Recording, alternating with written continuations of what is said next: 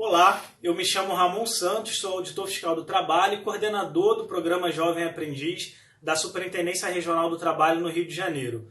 No vídeo de hoje, a gente vai tratar do tema suspensão e interrupção do contrato de aprendizagem.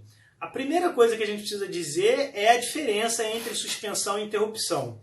Bom, nos dois casos, a gente tem a descontinuidade da prestação da atividade laborativa do empregado para com o empregador.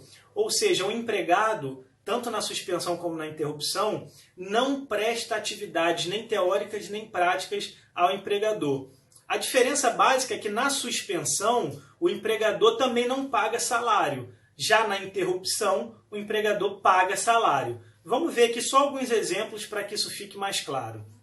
Veja, na suspensão não tem salário, não tem tempo de serviço sendo contabilizado, não tem fundo de garantia e não há prestação de serviço. É o caso, por exemplo, da prisão, da aposentadoria por invalidez, do auxílio-doença, da suspensão disciplinar de até 30 dias, greves e por aí vai.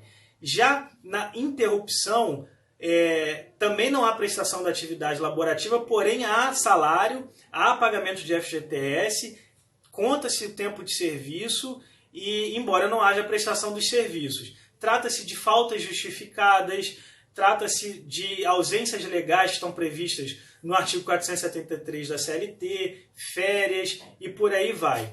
Bom, o que importa aqui a gente tratar são os efeitos dessa suspensão e interrupção nos contratos de aprendizagem. Eu te convido a olhar a tela agora, que a gente tem aqui algumas regras importantes. Veja, tanto a suspensão como a interrupção, em regra, não acarreta prorrogação compensatória do contrato de aprendizagem.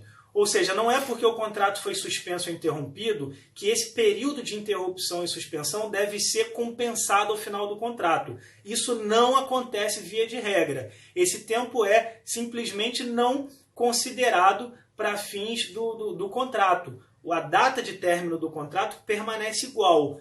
Vai terminar na mesma data que foi inicialmente previsto. A outra regra é que durante a suspensão ou interrupção do contrato de aprendizagem não se pode rescindi-lo. Portanto, se o aprendiz está com o contrato suspenso ou interrompido, o empregador não pode promover a rescisão do contrato. Deve aguardar o fim da suspensão ou o fim da interrupção para que ele possa, então, rescindir o contrato, se for o caso de se promover uma rescisão.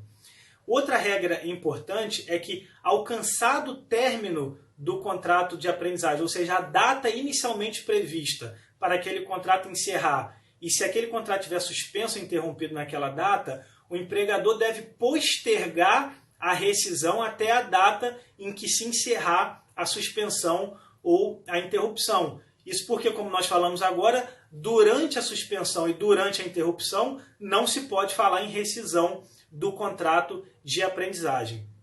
Uma última consequência é que, na hipótese da estabilidade provisória do aprendiz, acontece a prorrogação do contrato. É uma das hipóteses únicas em que se admite a prorrogação do contrato de aprendizagem, é no caso da estabilidade provisória. Vamos ver aqui só a título exemplificativo o caso, por exemplo, da prisão do aprendiz ou da sua aposentadoria por invalidez ou do auxílio-doença. No auxílio-doença, por exemplo, a gente tem, durante os primeiros 15 dias, uma hipótese de interrupção, uma vez que ele não vai ao trabalho, mas recebe o salário. A partir do 16º dia, a gente tem uma hipótese de suspensão, porque ele continua não indo ao trabalho, mas não há pagamento de salário. Eventualmente, ele até pode receber um benefício previdenciário do INSS, que é o auxílio-doença, mas isso decorrente da sua relação previdenciária com o INSS e não da sua relação trabalhista com a empresa. Nesses três casos aqui, nós temos as seguintes consequências. A primeira, o contrato não poderá ser rescindido enquanto o aprendiz estiver preso ou enquanto o aprendiz estiver em gozo de auxílio-doença ou enquanto o aprendiz estiver aposentado por invalidez. Durante esses três casos, o contrato fica suspenso, razão pela qual o aprendiz deixa de prestar serviço e a empresa deixa de pagar salário. E nesses 3 casos só pode haver a rescisão do contrato de aprendizagem após a cessação da causa que promoveu a suspensão do contrato de aprendizagem. Nesses casos, nos 3 casos aqui citados, o aprendiz continua contando para a cota da empresa enquanto perdurar a causa da suspensão do contrato de aprendizagem. Bom, espero que tenha ficado claro para você. Um forte abraço.